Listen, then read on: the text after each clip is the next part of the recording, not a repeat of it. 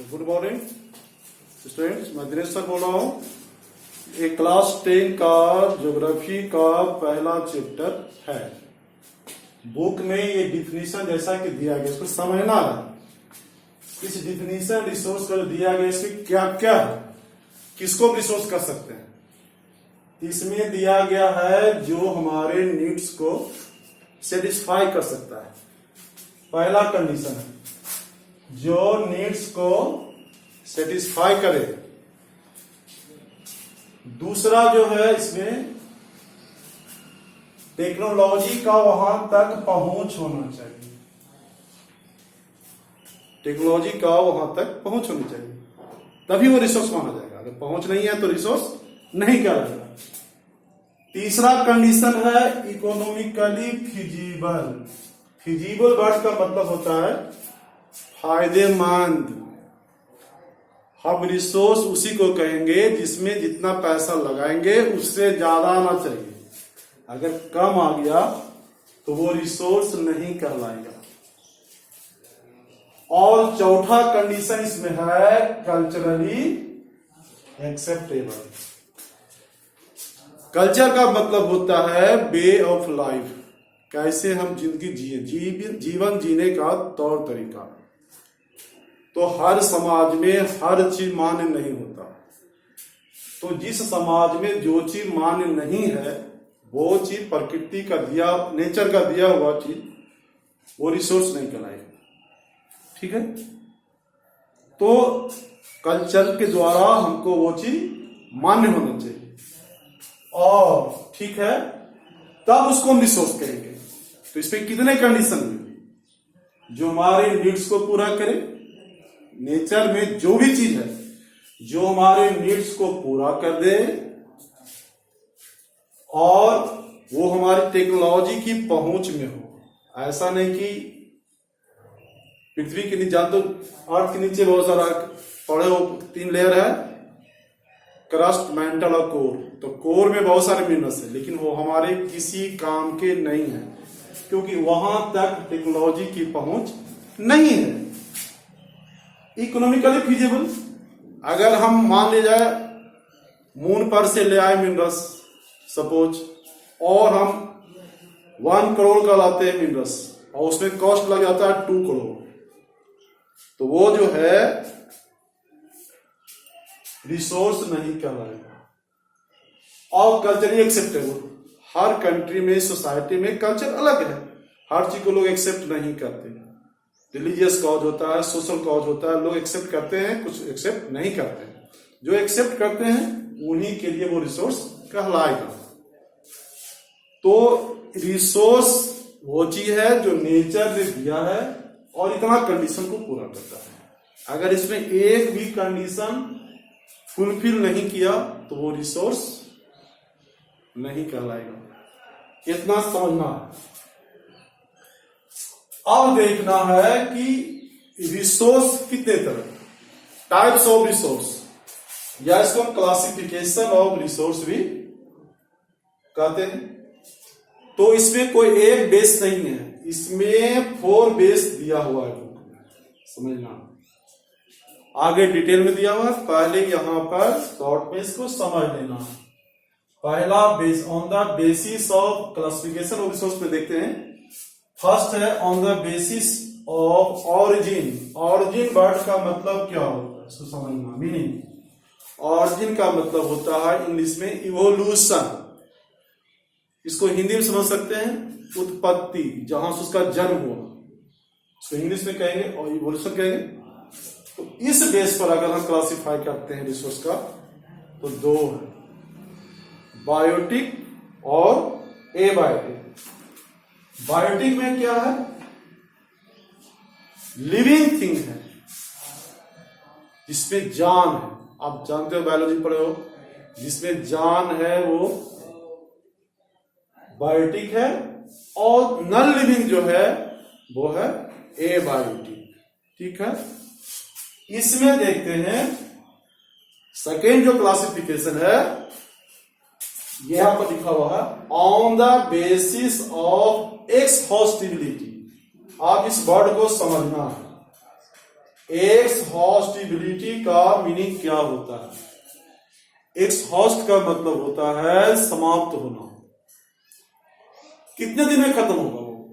1 साल, 100 साल की कभी नहीं खत्म होने वाले बहुत सारे रिसोर्स जो हम एक बार यूज करते हैं। कुछ रिसोर्स है जो कि परमानेंट है, कभी खत्म नहीं होते। तो एक्सहॉस्टिबिलिटी मतलब होता है समाप्यता, समाप्त होना। कब समाप्त होगा? इसको बेस अगर हम बनाने पर बुक में दिया हुआ है 2 तरह के रिसोर्स है, यहां समझना है। रिन्यूएबल और दूसरा है नॉन रिन्यूएबल। रिन्यूएबल रिसोर्स वो है जिसको हम अनलिमिटेड टाइम यूज कर सकते हो, कभी खत्म नहीं होगा। और नॉन रिन्यूएबल जो है हमेशा नहीं कर सकते, 1 बार 2 बार कर सकते हैं। कुछ तो 1 बार और कुछ को रिसाइकिल करके 2-3 बार कर सकते हैं, लेकिन परमानेंट नहीं कर सकते। और रिन्यूएबल में परमानेंट यूज कर सकते हैं। ठीक है, तो आगे देखते हैं, बीच शॉर्ट में बताते हैं आगे दिया। जैसे इसमें रिन्यूएबल में वाटर रिसोर्स है, एयर है, लैंड है, कितनी बार यूज करो कभी खत्म होने वाला नहीं है वो। नॉन रिन्यूएबल में क्या है? जितने फॉसिल फ्यूल्स है, मेटल को भी रिसाइकिल करके 2-3 बार यूज कर सकते हो, लेकिन वो खत्म हो जाएगा। देखिए बुक में दिया हुआ, आप देखोगे घर पे, तो इसमें क्या है? हाँ, तो रिसाइकिल नॉन रिन्यूएबल में 2 हो गया, एक रिसाइक्लेबल हुआ, जैसे मेटल है उसको रिसाइकिल करके बना सकते हैं। ठीक है ना? 1 बार 2 बार 3 बार चलेगा वो, फिर उसका वेट लूज करते जाएगा, खत्म हो जाएगा। और रिन्यूएबल तो परमानेंट। ठीक है, अब तीसरा बेस को देखते हैं, on the basis of honours. ठीक है, ऑनर मीन्स क्या होता है? मालिक, हिंदी में स्वामी इसको कहते हैं। ऑनरशिप क्या हो? स्वामित्व। दुनिया में जितने भी रिसोर्स हैं उसका कोई ना कोई ऑनर है। आप अपने बुक के मालिक हो, पेन के मालिक हो, आप अपने घर के मालिक हो, लैंड के मालिक हो, तो वो आपका है। तो उसका ऑनर कौन है रिसोर्स का?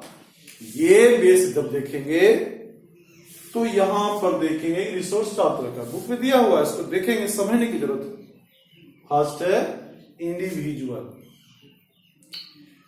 इंडिविजुअल मतलब पर्सनल, वो दूसरा कोई बिना हमारी परमिशन के यूज नहीं कर सकते हैं। जैसे आपका घर है, बुक है, ये पेन है, कोई भी आपसे रिक्वेस्ट करता है, ऐसा नहीं कि कोई यूज कर लेगा ऐसे।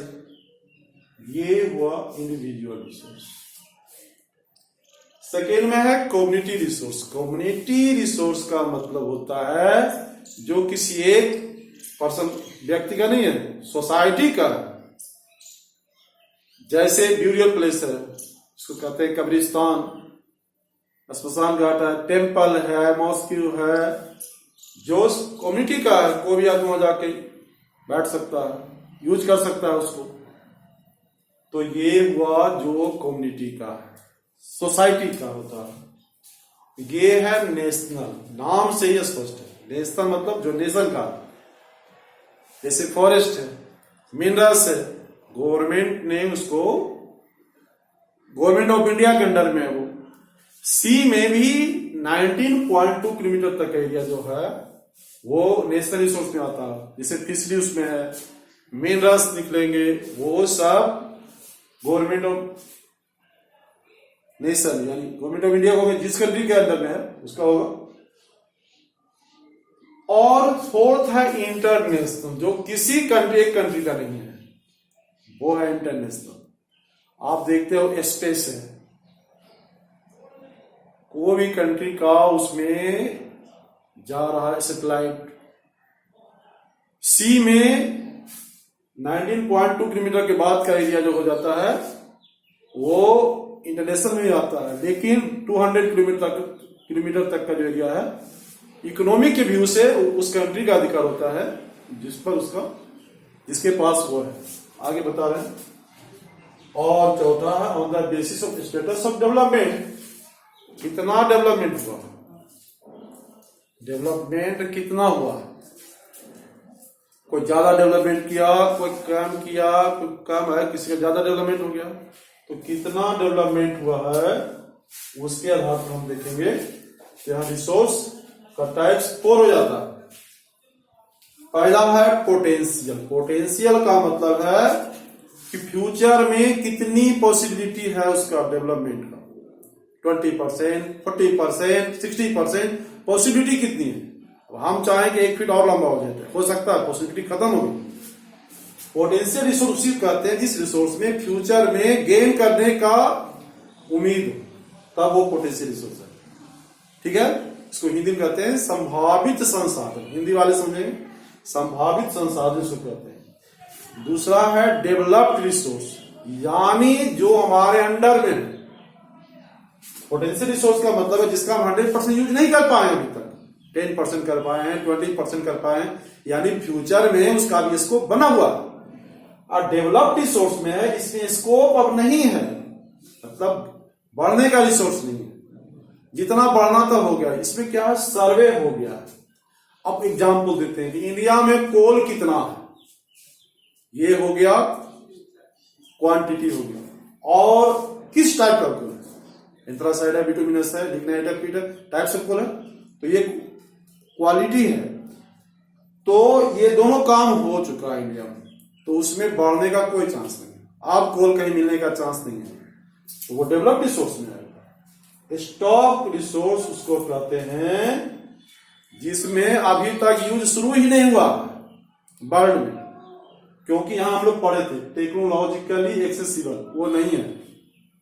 अब हम सभी जानते हैं कि गवर्नमेंट में H2O हाइड्रोजन ऑक्सीजन है, वाटर में है हाइड्रोजन और ऑक्सीजन, लेकिन उस हाइड्रोजन ऑक्सीजन का यूज हम इसलिए नहीं कर पा रहे हैं, वाटर से कोई कर पा रहा है अलग नहीं, इसलिए कि टेक्नोलॉजी ऐसा नहीं करता, एक्सेसिबल नहीं है वो।